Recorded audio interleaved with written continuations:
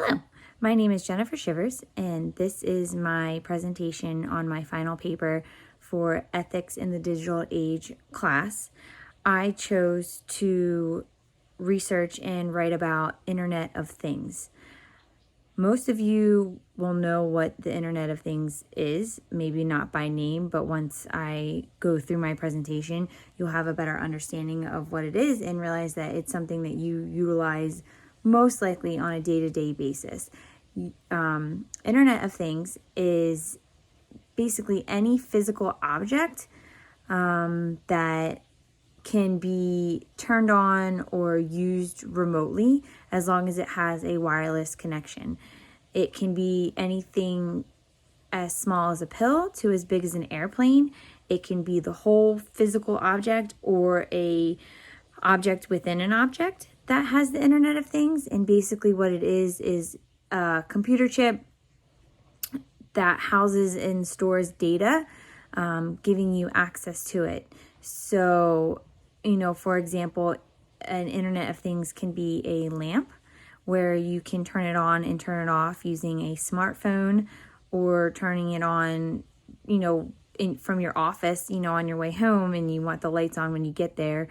And it can be a remote starter in your vehicle. It can be how you unlock your car from your from a store with using your smartphone. One of the biggest Internet of Things that I and my family tend to use on a day-to-day basis is Amazon Alexa, and I'm sure most of you probably do have Alexa or some sort of device like her in your homes. We use it mainly for music, to ask questions. We play games on it, but there's so many different options that you can do. You can create lists and timers and, ask her to track packages that are coming in from Amazon. And it's something that just is connected to your smartphone that you can access as long as you're on a wireless network. A lot of people don't think about these devices when they're using them, and they really do have a lot of ethical concerns with them. The biggest ethical concern would be the privacy aspect of these devices, and you don't realize how much of your information that you actually put into them and then where that information goes. A lot of times that information is being analyzed by the company that developed or programmed the device. And then, a lot of times they'll give that information to another company, and they'll use that to target ad you for, things that you're looking to buy. I know a lot of times me and my husband will be talking about wanting to buy something, and the next thing I know, I'm on social media and I have ads all over my social media for that exact object that we were just talking about. I did not once search that object on my phone. I didn't ask Google. It's simply just, these devices listening to you. And you have to wonder if these devices and the, private information that they hold, if they're worth it. A lot of times people bypass the questions that are being asked, and so that you can use the device freely without any issues. And you basically give the okay for these devices to house your private information. A lot of times these devices could be used for good, but the same thing, it is kind of scary how the devices are used. They are developing toys for children with developmental needs that analyze how these children are playing with the toys to help treat the mental illnesses that they have.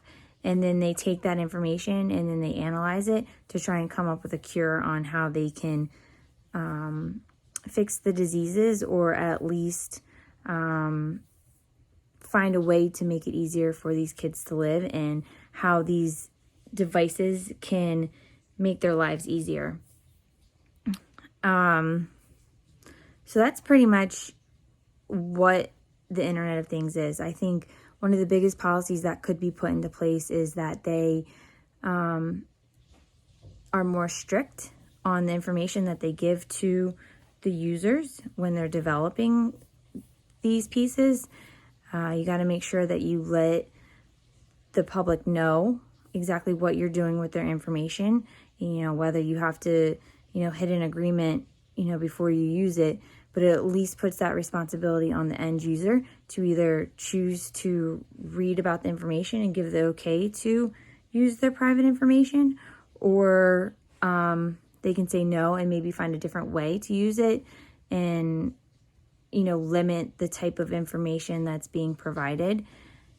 At the end of the day, it is, in my opinion, the responsibility of the user to know, these technologies that they're using and how it's affecting their everyday life, and that their information is out there. No matter how, much you share, it is being put out there and it is being used in various ways. A lot of it is innocent. It's just to help market other devices or other products to you that they feel like you use based off the conversations that you have or based off of the things that you're searching. But, there is a lot of scary people out there and hackers who want to use your information in unethical ways. And that's when, it gets really concerned, especially when you have children or minors and, you want to protect them as much as you can, just like you want to protect yourselves and your entire family. Is it going to stop me from using the devices? No, but it does make me a little bit more aware of how I'm using it and the things that I'm saying. For example, my husband, puts Alexa on mute a lot of times when he doesn't want her listening. Whether it works or not, I'm not sure, because I think your phone's, which is an Internet of Things, still listens, but it's one less thing that you have to worry about on a everyday conversation. So that's, pretty much what my paper is all about. And the policy that I think it should be enforced is that people should, take the responsibility to really know what they're getting themselves into and having to agree to use these before they can move forward. I learned a lot from this paper, and hopefully you learned a little bit from this presentation, and really appreciate you taking the time to listen. And I have enjoyed being a part of this class with you guys. Be safe and be healthy. And thanks again.